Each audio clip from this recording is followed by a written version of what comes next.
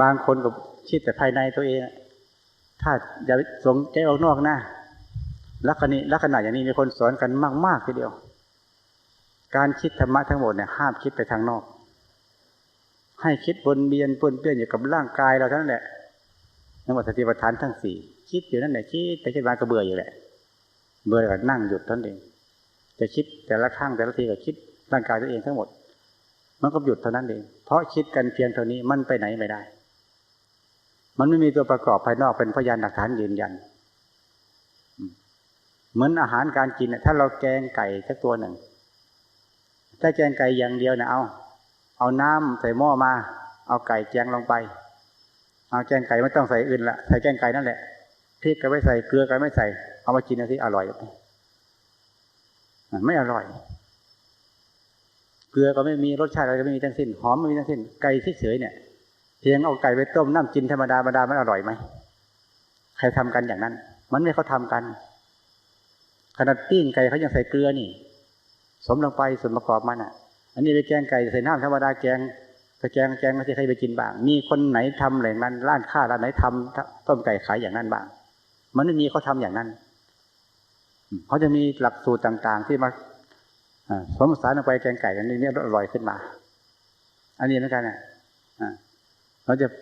ใช้ปัญญาพิจารณาแค่ภายในอย่างเดียวเนี่ยมันจะไปไหนได้มันก็เพียงแค่นั้นคืออ่านตำราไม่เข้าใจคำว่าการพิจารณาภายในการพิจารณาภายนอกภายนอกหมายถึงว่าพิจารณาสิ่งที่นอกตัวนอกตัวหมายถึงอะไรหมายถึงสิ่งที่นอกตัวไปแล้วคือพวกสัตว์ต่างๆที่วัตถุที่ดีวิญญาณคลองก็ดีหรือไม่มีก็ตามเอาสิ่งนั้นมาคิดเมื่อคิดเนี่ยเราก็ต้องน้อมมาหาตัวเองว่าเราเหมือนสิ่งนั้นไหมหรือสิ่งนั้นเหมือนเราไหมคือเทียบเคียงกันให้ลงสู่ไตรลักษณ์ให้ได้คือลักษณะไม่เที่ยงเหมือนกันถ้าสิ่งที่ไม่เที่ยงถ้าสิ่งที่เป็นทุกข์กับพิจารณาลงสู่ที่ไม่เที่ยงมันเหมือนกันทั้งภายในและทั้งภายนอกว่าสัตว์โลกทั้งหลายที่เกิดมาชีวิตนี้ทุกตัวมีความทุกข์ร่วมกันขณะสัตว์เดรัจฉานก็มีความทุกข์ในตัวของมันเราก็มีความทุกข์ในตัวของเราคนในหลายคนในโลกนี้ก็มีความทุกข์แต่ละทุกข์แต่ละคนต่างคนต่างทุกข์ต่างคนต่างเดือดร้อนเราก็ทุกข์อย่างนี้เขาก็ทุกข์อย่างนั้นเราดูหน้าดูตาคนไหนดูกิริยาการทำของคนคนใดลักษณะมีความทุกข์ด้วยกันทั้งนั้นนั่นเราดูคนอื่นภายนอกแล้วก็นอกมาหาตัวเองว่าเราทุกข์เหมือนเขาไหมเราทุกข์เหมือนกันแต่ว่าเราไปโรงพยาบาลไปเห็นคนมีความทุกข์เดือดร้อนคนป่วยต่างๆก็น้อมมาหาตัวเองในว่านี่อีกสักวันหนึ่งเราก็จะเป็นเหมือนเขาได้ถ้าว่าชาตินี้ไม่เป็นเราเกิดอีกชาติหน้าก็ต้องเป็นเหมือนเขาได้นี่ก็ว่าการเจ็บไข้ได้ป่วยเป็นของธรรมดาของสัตว์โลกต้องประสบพบเห็นทุกคนอย่างนี้บางคนก็เป็นระยะช่วงเดียวกันปีเดียวกันเดือนเดียวกันหรือครั้งเดียวกันบางคนก็ห่างกันเป็นเดือนเป็นปีก็มีบางคนห่างกันเป็นชาติก็มีนี่ต้องเหมือนกันแน่ๆเพราะให้มาเกิดกับโลกนี่เถอะเนี่ยความมันเหมือนกันกับโลกอันนี้เราดูภายนอกเพราะตัวภายนอกเป็นพยานหลักฐานยืนยันว่าความทุกข์อันนี้ไม่ใช่เราคนเดียวเป็นกันทั่วโลกทั่วสัตว์เดรัจฉานเราจะเอามาสอนตัวเองได้จะมองหน้าดูตาคนใดในโลกนี้ทุกคนต้องการหาความสุขส่วนตัวทั้งนั้น